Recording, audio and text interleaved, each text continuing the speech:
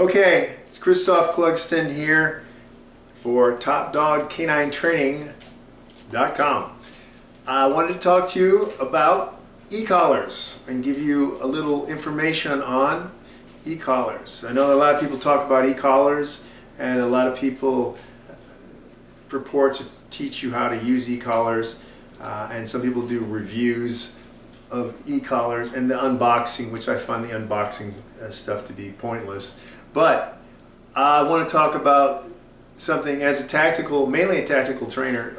I trained my first dog to competition levels in 1974, a long time ago, way before all these other people on here who think somehow like 2010 was a long time ago for dog training. This is before e-collars were in use. E-collars were produced and designed by hunting dog guys who basically used them to stop dogs from going after game that they didn't want to. For example, if you were out going for rabbits and the dog took off after deer, for example. A lot of people have a problem with dogs going after deer. I don't know why they don't like it, but in other countries they hunt deer with dogs. But anyway, so they would use the e-collar to basically blast the dog off of going, because to take a dog off of his chase prey drive, as people want to call it, when he's in that state, it's really a state, when he's in that state of mind, it takes a huge interrupt to stop the dog. So that's what e-collars were used for originally, and that's why there's such a bad rap, because people want to say, hey, that's I've got a few dogs here with me. They want to think that that's what they're used for still to this day. They are in some instances, but I will get to that. But anyway, so things have changed. Technology's increased quite a bit. Still, the best book on e-collars and how they're used, and actually the operant conditioning principles, is the Dobbs book, the Tritronic book, which is out of print. But you can still find it if you want to. It talks about e-collars that are antiquated now, but the science behind it and the methodology is sound. So if you want to, I have a copy of that somewhere. Maybe I'll put that in another video. But anyway, I want to talk about different types of e-collars. Now, the reason a lot of people are using, you find people who are using the cheaper ones that are made in China and stuff. I haven't really used those. Some of them I think are okay for what most people are doing with pet dog training. They may be unreliable, but most people are not using the range. See, this is one of the things that's very important about what is the range and why we're using it. Now, tactical dogs. Tactical in reality means functional, but most people will think of it as, okay, military dogs and police dogs. That's, yeah, one of the things. Nowadays, most of the dogs used, for example, in the United States that are tactical are basically bomb dogs or finding narcotics. It used to be, back when I started, these were sentry dogs, scout dogs, and actual war dogs, meaning dogs that would kill you. which most people don't know how to train and don't do it, and I don't talk about that stuff unless with very select people. But anyway, the Sentry and Scout Dog, totally different, and the Scout Dog, Sentry Dogs saved lives in Vietnam because in the jungle, nothing matches the dog. The technology doesn't work in triple canopy jungle, but that's just a sidelight to understand about where I come from back with the tactical dogs. Nowadays you use it with lasers, and they're used in prisons too, and a lot of people don't understand that because sport dog people started grabbing the limelight. In the United States back before the mid-90s or so, dog training was about as popular as cat training is now. There were a few niche people doing it, but it was obedience, and there weren't that many avenues. Like when I started, I did AKC, but I don't agree with their mafia and their basic, I guess you would call it, racism against dogs who don't fit the registry, which is kind of a mafia thing where they and the breeders say, oh, only dogs that are have our stamp of approval can compete, which has nothing to do with how good the dog actually is or how good the trainer is. The guys that I have right here with me right now, I have a Mastiff mixed guy, and I have one of my mountain curs. I love these mountain curs. These guys are really agile. I have them doing things that people say they can't do in some of the videos and videos to come. I just put that out there as a thing saying that I no longer do sport competition. I don't care. I'm more about functional things such as boar hunting dogs. Like I said, tactical dogs don't touch the camera.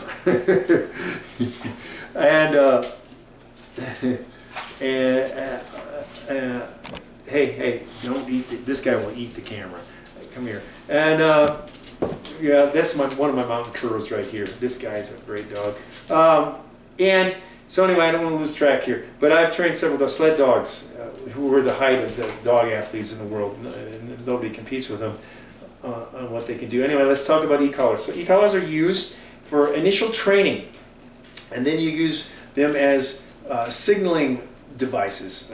It's not a language. There is no language between primates and canines, and if you think that there is, you need to do some linguistics research. And the signal system that I use is primarily nonverbal, which you'll find there's lots of reasons for that. Because it's too loud in war zones to be trying to talk to dogs, for one thing. And at a distance, certain distances, you're not certain that they can hear you.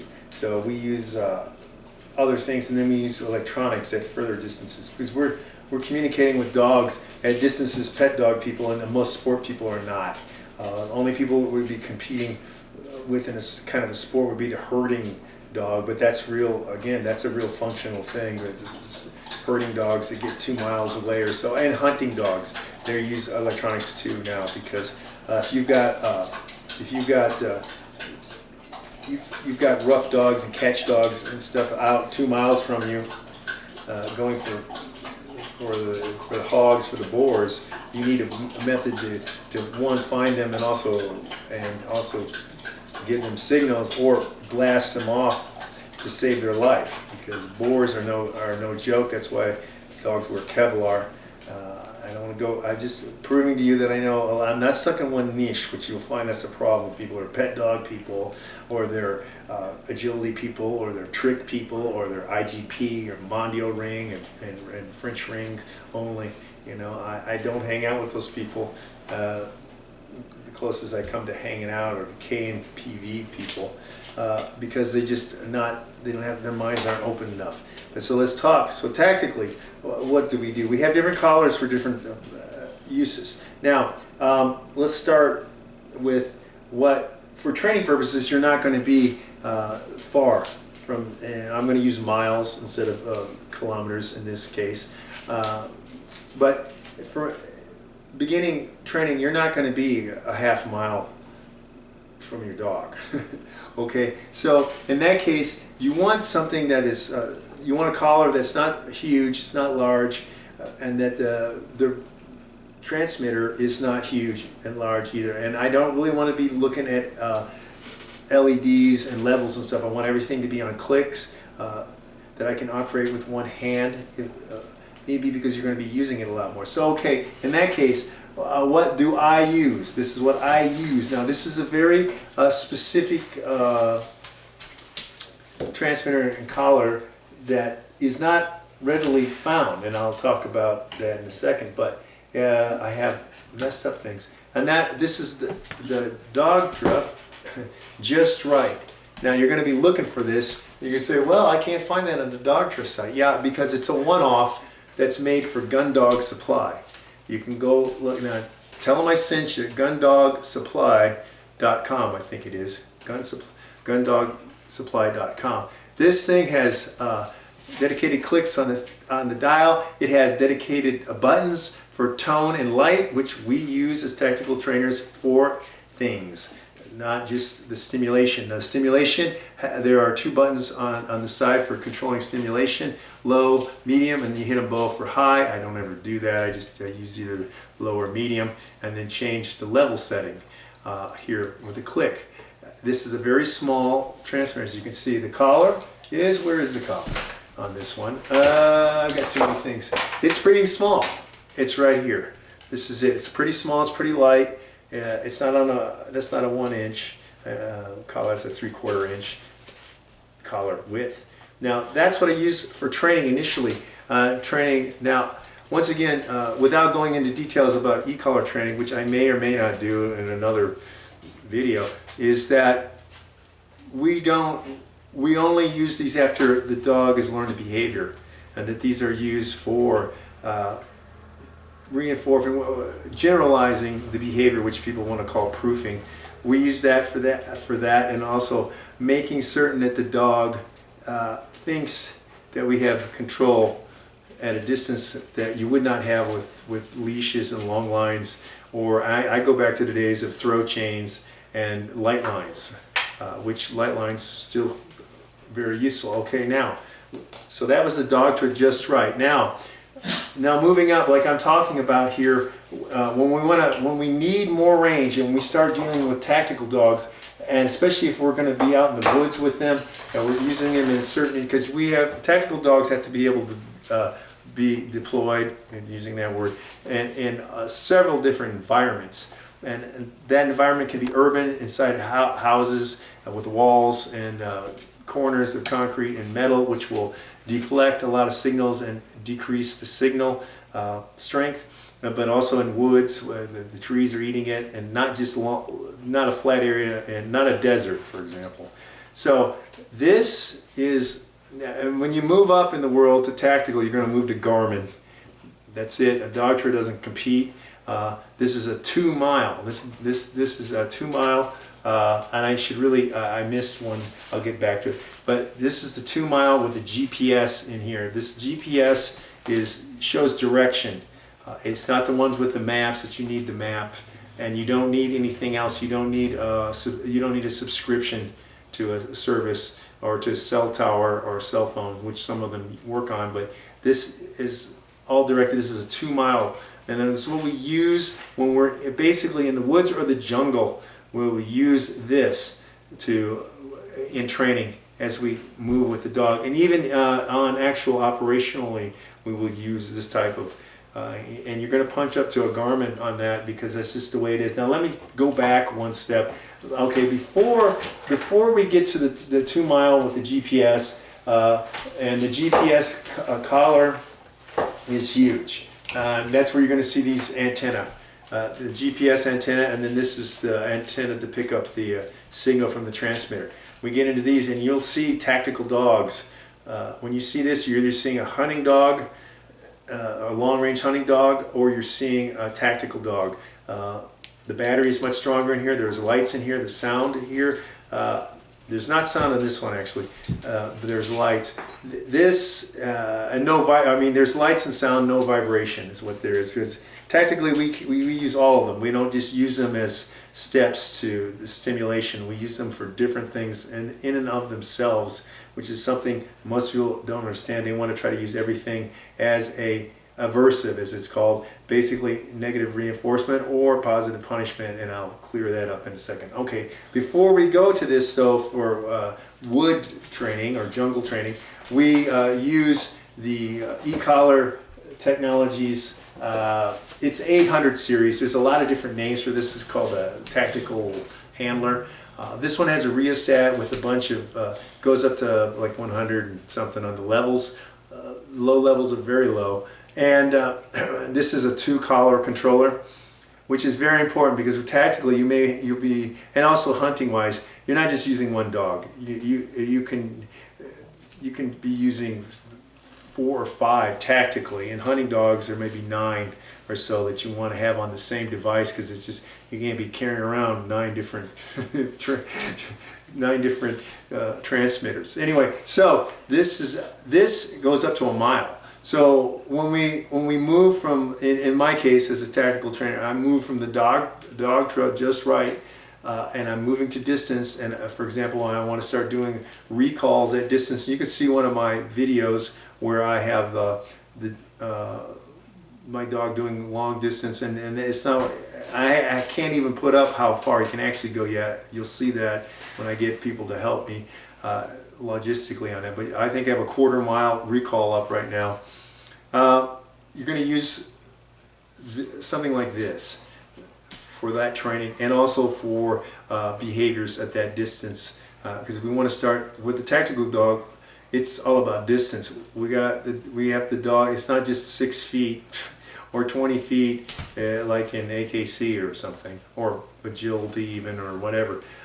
So we go this is a 1 mile. This reaches out 1 mile, and then we go to the Garmin. Now, when we want to really when we really want to go tactical, or when you really, or for people who are using dogs out that are hunting dogs, and hunting dogs, I don't mean bird dogs supposedly alone. I mean dogs that hunt boar, that hunt rabbit at a long distance, that will hunt deer in other countries, and that some people are hunting bear. I don't agree with any of this stuff. I'm just saying people use them. But for tactically, to punch through walls in urban settings and to punch through jungle settings, this Garmin has, and we use it for communication.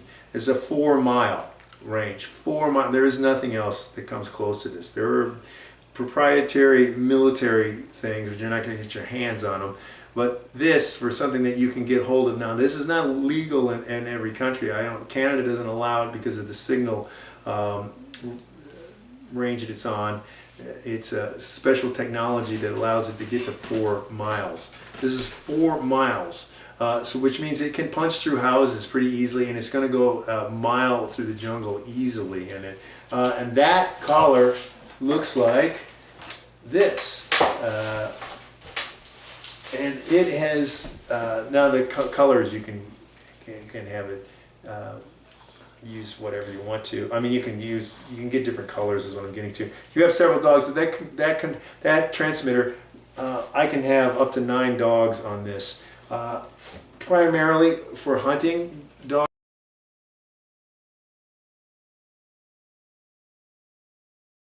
Guys, but tactical guys, we use this also. This is a Garmin again. So if you're gonna, once you graduate and once you're really talking about doing stuff, you're into Garmins. You're nothing else. Dogtra don't compete with it.